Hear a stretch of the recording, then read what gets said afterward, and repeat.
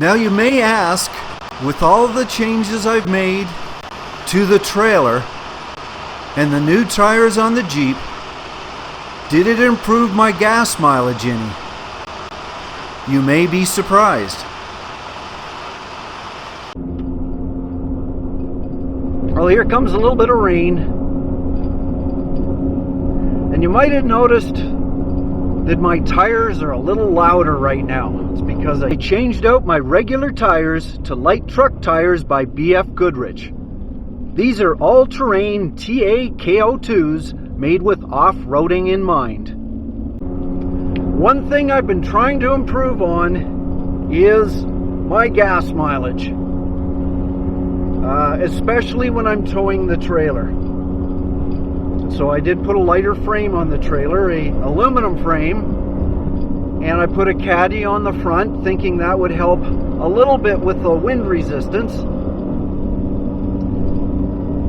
And tires on the Jeep, which had a higher tire pressure.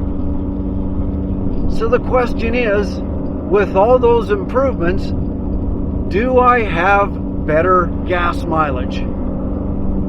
And the answer is, it didn't seem to change a bit. The problem seems to be wind resistance. It's the way the wind goes over the Jeep and hits the trailer. It's not going above the trailer, which I'd really like it to. It's just hitting the trailer. And that's causing wind resistance, which is giving me no better gas mileage than I had before. And that's a little disappointing. If I take the trailer off, however, and I just use the Jeep, yes, I do get better gas mileage. So I've got to try to figure a way of improving the wind resistance. I could put a deflector on the roof, or would something as simple as adding a cargo box to the roof improve my miles per gallon slightly? Or something else, like maybe a small boat or a canoe. Would that bring the wind deflection higher? That way it would go over the trailer and improve my gas mileage. I don't know, it's a theory. Any comments? Does anybody have any other ideas for me? I'd love to hear them. One question I get asked a lot is, how much does my trailer weigh? I decided to pull into a weigh station and find out for myself. Usually these are filled with trucks, but this morning it was empty. Fully loaded for traveling, the combination of my Jeep and trailer was 2250 kilograms, or about 5,000 pounds, while the weight of my camper was 820 kilos, or 1,800 pounds. That was actually more than I expected. Guess I pack a lot of stuff. Later on, as I finally reached the camping area, it had been raining for some time. Seems like the perfect spot to try my off-road tires. I shouldn't have any problems on the back roads now, right? Well, I usually have good luck not getting stuck, but this time I did. So, got my traction mats. See if that's enough. Having too much confidence in your tires can set you up for failure. There's two things I did wrong here. First, I did not engage four-wheel drive until I was already sliding. And second, I made a sharp turn as I drove through the worst of it.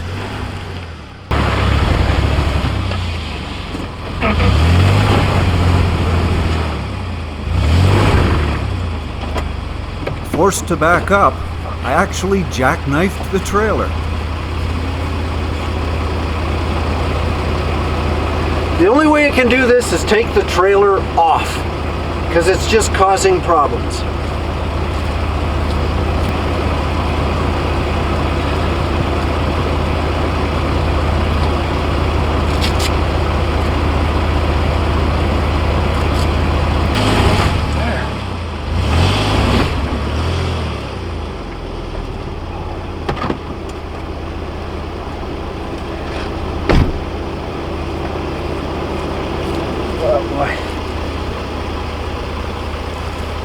And I got an awful mess.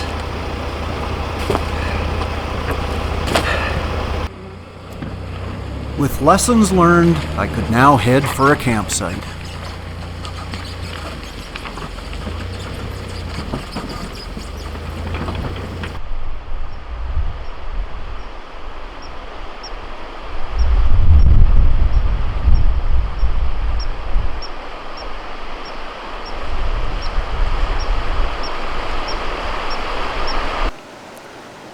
And there was one more problem with all that mud and rain. Because not only did it cover my camper with mud, but my backup camera was plastered in it, making it completely useless. I'll be looking at ways of improving this at a later date.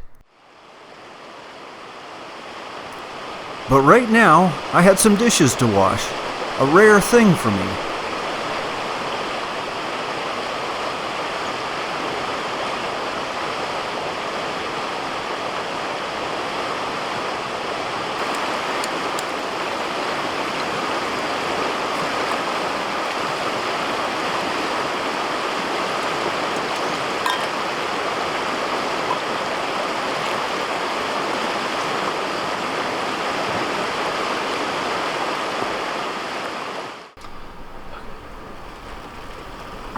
Well, my soup is almost ready to roll. Just gotta let it cool down a little bit. But in the meantime, I can share another tip with you. And that's this drawer here, which is my cutlery drawer. I keep my knives, forks, and spoons. And when I'm traveling, even though I have a tray, they still jiggle all about. And the knives get, jiggled over with the forks, and all chaos happens. To prevent that, what I did is I've got a piping insulation, a little bit of piping insulation you put around pipe, and an elastic band that goes around the hole in the middle, and just 2 pieces of electrical tape. Goes around like that, and it holds everything in place.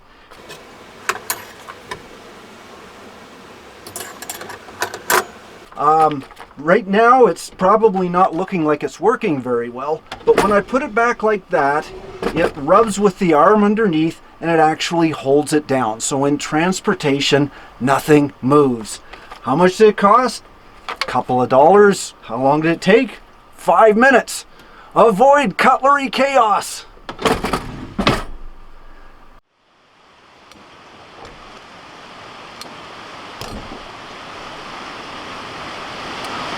Oh, it's a little nippy out this morning. There's about 5 degrees above freezing, Celsius that is. But it's going to warm up. The sun is coming up. But right now, I need my gloves. Now, I do like to read books on travel and nature, and if I have one that I've read recently, I'd like to tell you about it. And the last book I read was Jessica Bruder's Nomadland. Now, a lot of people are probably familiar with this because they made a major motion picture from it, which I did not see. I heard it won lots of awards, but I can't comment on the movie. I can comment on the book. It's an interesting book. What do I say?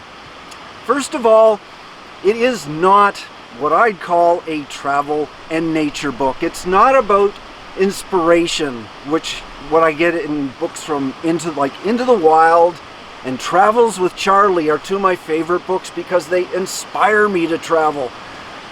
This is about economic hardship. This is about people that were forced in the US around 2008. There was a housing bubble and a lot of people lost everything, so they were forced to travel and live in little trailers and vans and cars and whatever they could find just to survive.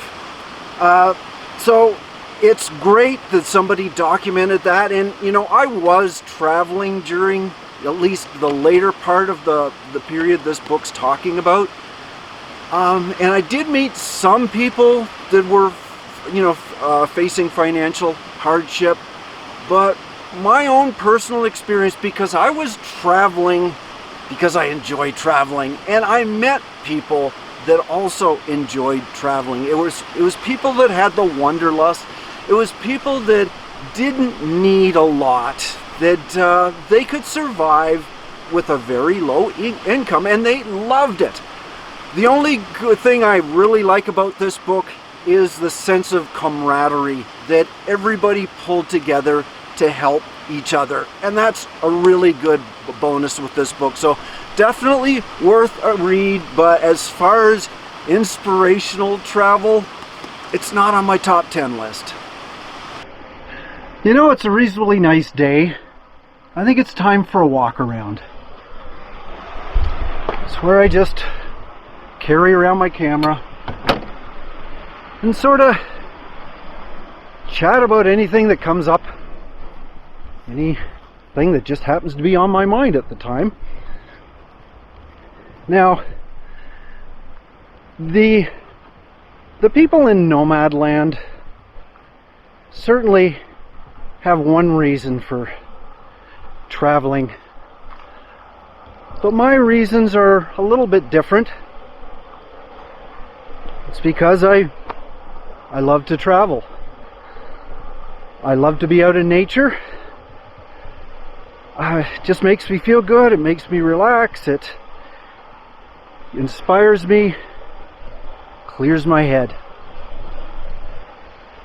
I'm one of these people that are just really sick and tired of urban chaos. Urban chaos is kind of what most of us are brought up with.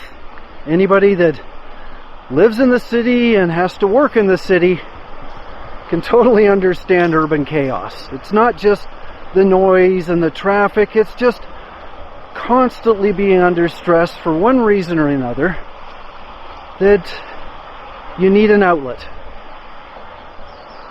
And my favorite outlet is just wandering around the woods. Maybe for a couple hours, maybe for several months.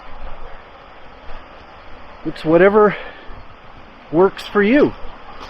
And so I'm not one of these people that is trying to tell everybody, you know what, give up everything, buy a trailer or a van or something and be a nomad. I would never do that. It's something that would take a lot of planning. Give it thought, but be rational. If you're a city person, chances are there's still a lot of city in you. If you grew up in the woods, fine, but you know, give it some thought. Don't jump into it radically and change your lifestyle.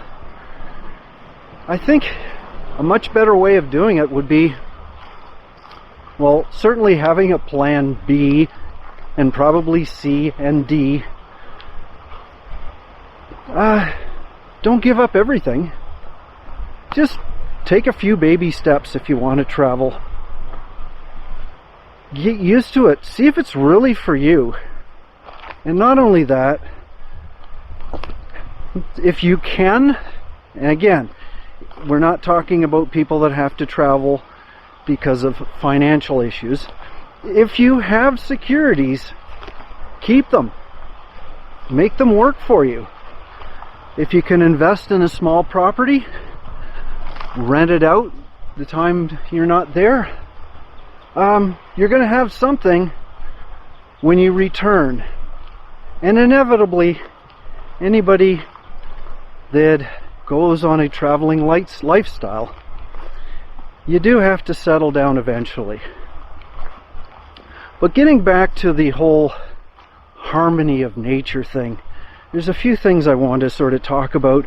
You don't have to be in the wilderness to find harmony and peace and tranquility. It's in the cities as well.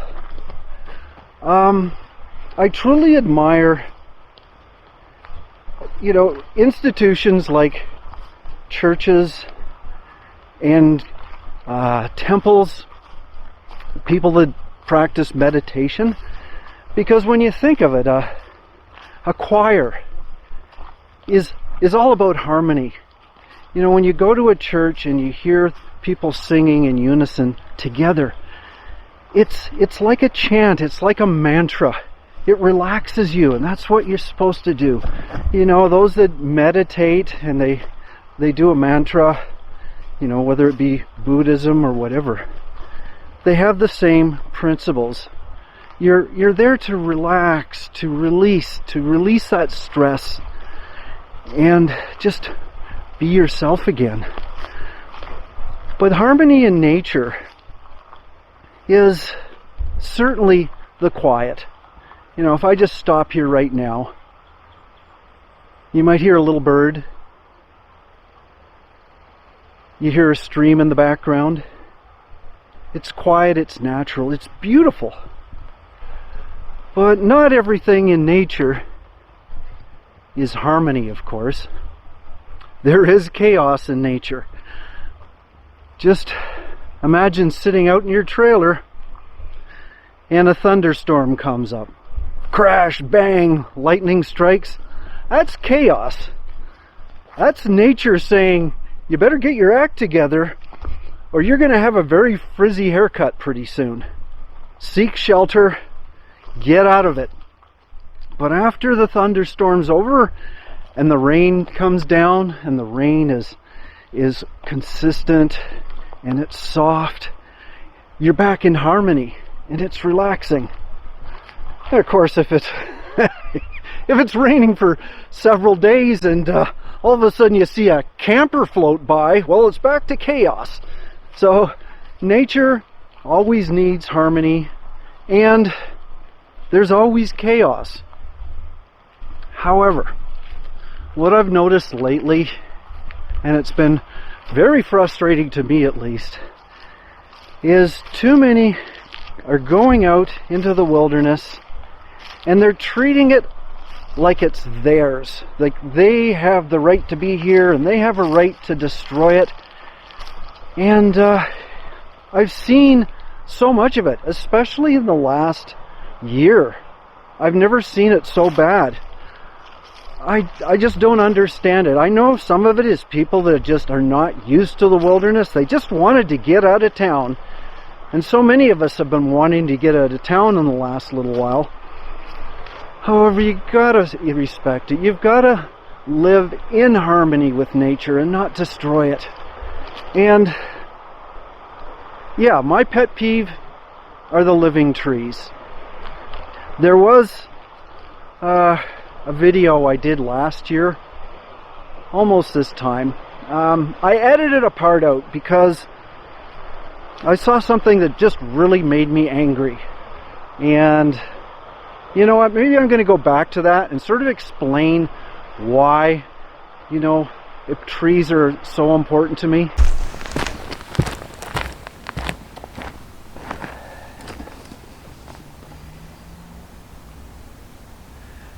Now, in a lot of my past travels, I would do at least one campfire. I don't do them often. You know, a lot of the times it's only like once a year that I feel, okay, it would be nice to have a campfire. But this year is different because I am absolutely appalled and sickened as to what has happened in our public lands, and especially this year. And I'm not talking about my good friends in the US. I'm not talking about my neighbors in BC or the Yukon.